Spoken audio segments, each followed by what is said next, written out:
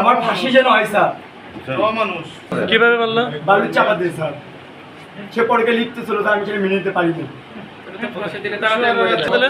বালুর চাপা দিয়েছে স্যার, তার ঘন্টা দুয়েক আগে স্যার।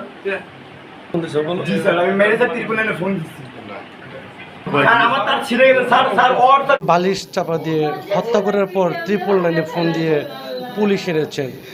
দর্শক, আমি যদি একটু দেখাই যে এই মুহূর্তে যে যে স্বামীটি তাকে মানে বালিশ চাপা দিয়ে মেরেছে, তার যে অবস্থা সেটা 2 বছরের একটি বাচ্চা এবং 2 মাসের একটি বাচ্চা কিন্তু রয়েছে এই মহিলাটির, যাকে মেরে ফেলা হয়েছে।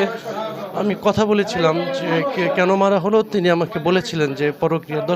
দর্শক একটু দেখায় যে এই মুহূর্তে কিন্তু যে এই স্বামী কিন্তু তাকে, তার স্ত্রীকে গলা যে মুখে বালিশ চাপা দিয়ে হত্যা করেছে আরও এখন থেকে প্রায় 1.5 ঘন্টা আগে, এমনটি কিন্তু বলেছিলেন। দর্শক, একটি 2 মাসের একটি বাচ্চা তার কাঁধে। এবং আমি একটা বিষয় জানিয়ে রাখি যে মেরে ফেলার প্রায় 1-1.5 ঘন্টা পরে কিন্তু 999 ফোন দিয়ে পুলিশ এনেছে যে তাকে যে মেরে ফেলেছে। আমি একটু জানবো আসলে আপনার স্ত্রীকে আপনি কেন মারলেন, কখন মেরেছেন?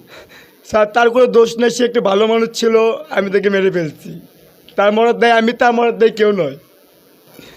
দর্শক, অত্যন্ত কষ্টের যে একটি বিষয়, তিনি বলেছিলেন যে তাকে তার স্ত্রীকে সে মেরে ফেলেছে এবং আর কোনো কেউ দোষ নেই, এমনটি কিন্তু বলেছিলেন। তবে 2 বছর এবং 2 মাসের যে 2টি শিশু রয়েছে, শিশুগুলো দেখেছিলাম যে তার মৃত মায়ের পাশে বসে তাকে মা করে ডেকেছিলেন এবং কান্না করেছিলেন, এমনটি কিন্তু আমরা দেখেছিলাম। তবে এই মর্মান্তিক ঘটনায় আমরা থানা পুলিশের সাথে কথা বলেছিলাম, তারা কিন্তু আমাদেরকে জানিয়েছেন যে গভীর অথবা অন্য কোনো যদি বিষয় থাকে তাহলে তারা তদন্ত করে তারা পরবর্তীতে আইনগত যে ব্যবস্থা, সেই আইনগত